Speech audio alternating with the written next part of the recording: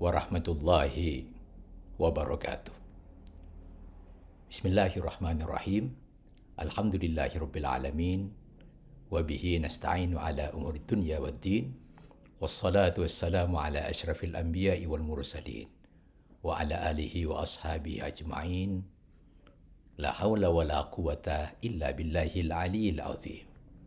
Qala Allah Ta'ala fi kitabihil karim wa huwa asdaqul qailin. A'udzu billahi minasyaitonir rajim.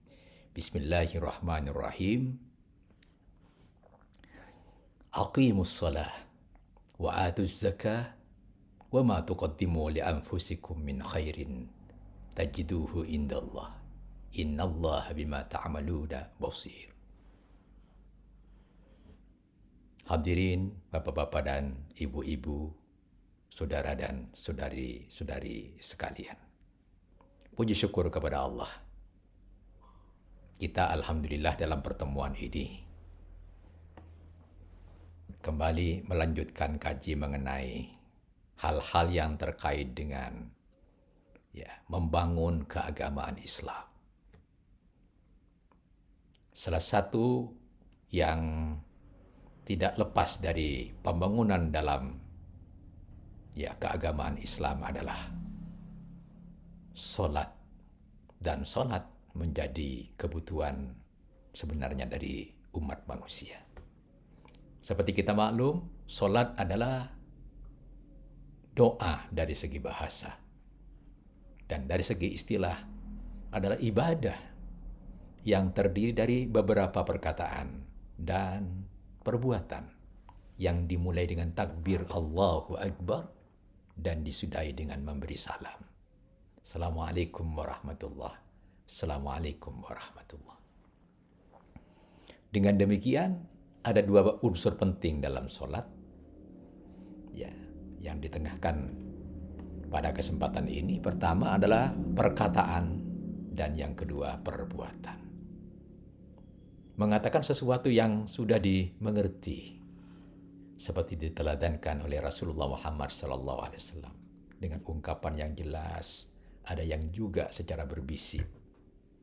Kemudian melakukan sesuatu itu dalam aktivitas ketika berdiri, ketika ruku, ketika sujud, duduk di antara kedua sujud, dan kemudian ada tahiyat. Aktivitas seperti itu adalah melakukan perbuatan yang diketahuinya sebagai rukun-rukun dari solat. Yang dilakukan ketika kita berdiri, ketika ruku, ketika sujud, duduk di antara dua sujud, dan ketika tahiyat. Aktivitas itu kalau kita lihat adalah perbuatan yang dijalankan oleh orang yang melakukan sholat. Dengan demikian, maka orang yang melakukan sholat dari segi aktivitas saja sudah begitu dekat dengan kesehatan. Melancarkan darah yang ada di sekujur tubuh kita, memudahkan kita bernafas dengan jelas, memudahkan kita mengucapkan sesuatu yang ada di dalamnya. Itulah rangkaian-rangkaian yang terdapat dalam ibadah sholat. Hadirin yang saya hormati, sholat adalah ibadah yang diwajibkan kepada umat manusia. Manusia dan jin yang diciptakan oleh Allah Subhanahu wa Ta'ala diciptakan adalah untuk beribadah kepadanya. Allah berfirman, "Wa ma khalaqtul jinna wal insa illa liya'budun." Tidak aku ciptakan jin dan manusia melainkan supaya beribadah kepadaku, kata Allah Subhanahu wa Ta'ala. Salat yang kita maklumi itu paling tidak terbagi dua. Ada solat wajib, ada solat sunnah. Solat duhur, solat asar. Solat duhur yang 4 rakaat, asar yang 4 rakaat, solat maghrib yang 3 rakaat, isya yang 4 rakaat, subuh yang 2 rakaat adalah solat yang tergolong wajib. Sementara solat sunnah seperti misalnya solat rawatib yang dilakukan sebelum dan sesudah solat wajib Solat tahajud yang dilakukan di malam hari, kemudian salat duha yang dilakukan di waktu duha, solat tahiyatul masjid yang dilakukan ketika orang masuk ke dalam suatu masjid, salat li syukril wudu, ya, yang dilakukan sesudah orang berwudu, melakukan kemudian solat 2 rakaat, solat idul fitri, solat idul adha, dan solat istiharah, serta solat-solat yang lainnya. Hadirin yang saya hormati, solat itu karena merupakan aktivitas yang di dalamnya ada perkataan dan perbuatan, maka dalam kerangka kehidupan, solat itu memiliki fungsi yang cukup banyak. Dari aktivitas yang dimulai dengan takbir Allahu Akbar, ya, yang dilakukan ketika kita berdiri, kemudian dilanjutkan dengan ruku, yang posisi kita, badan kita itu membentuk sudut 90 derajat. Ya, badan ini ya telungkup, nah, tapi tidak telungkup jauh ke bawah, membentuk sudut 90 derajat, nah, berdiri. Ya, kaki kita. Nah, sehingga dengan demikian, ya, posisi kita jelas menghadap tempat kita bersujud, dan badan kita ya telungkup ya, dalam posisi 90 derajat. Nah, dalam solat, selain ruku ada sujud tentunya. Solat-solat yang berisi aktivitas gerak, ya, atau perbuatan dan sekaligus perkataan atau pernyataan itu, ya, tentunya memiliki banyak fungsi di dalam kehidupan ini.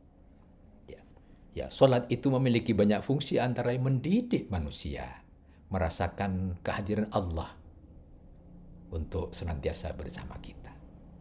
Dalam solat dianjurkan agar kita ingat Tuhan. Sekurangnya ingat ya arti dari apa yang dikatakan ketika kita solat, yang harus dilatih dalam diri kita. Akhirnya, solat yang dilakukan secara demikian lama-kelamaan menjadi mendarah daging yang berpengaruh ya, pada tingkah laku. Orang yang sudah terbiasa menghadirkan ya Tuhan di dalam kehidupan kita, atau kita suan ketika melakukan solat kepada Allah Subhanahu wa Ta'ala. Dalam salat dianjurkan kita agar selalu ingat kepada Tuhan, ya, sekurangnya mengingat arti dan seterusnya itu.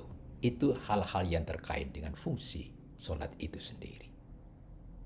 Ya, solat yang dilengkapi dengan syarat rukunnya, tentunya dengan dilakukan seperti itu akan memudahkan untuk diterima oleh Allah Subhanahu wa Ta'ala, sehingga aktivitas salat berpengaruh di dalam kehidupan yang membuat kita terlatih berdisiplin dan terkontrol ya oleh Allah Subhanahu wa Ta'ala di dalam kehidupan kita.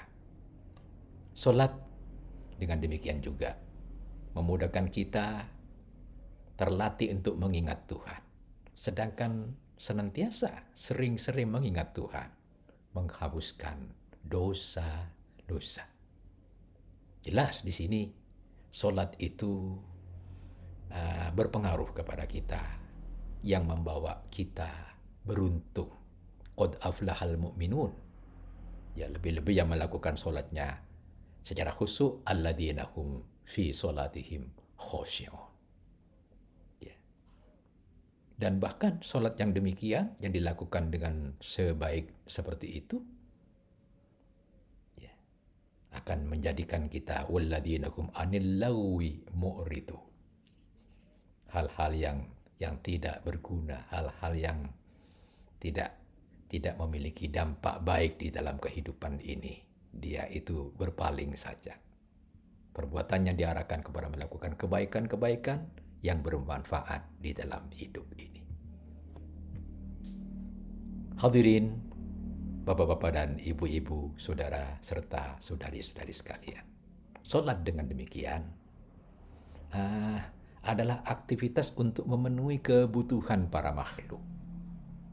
Ya, di dalam menjalani kehidupan ini, baik kehidupan sekarang ataupun yang jelas-jelas akan sambung dengan kehidupan yang akan datang. Salat tentunya tidak cukup dengan dilakukan, melainkan ia mestilah didirikan, dirawat secara berkelanjutan hingga berfungsi secara maksimal. Salat yang sudah terlatih didirikan secara fokus dan khusyuk tentu berfungsi nyata bagi pelakunya. Dan salat demikian tentu ia akan diterima di hadapan Allah insya Allah secara baik. Salat dengan demikian penting dan dibutuhkan di dalam kehidupan ini bagi keberhasilan kehidupan dan selamat dunia dan akhirat. Sekian, ya, ada salah ada khilaf, mohon maaf. Wassalamualaikum warahmatullahi wabarakatuh.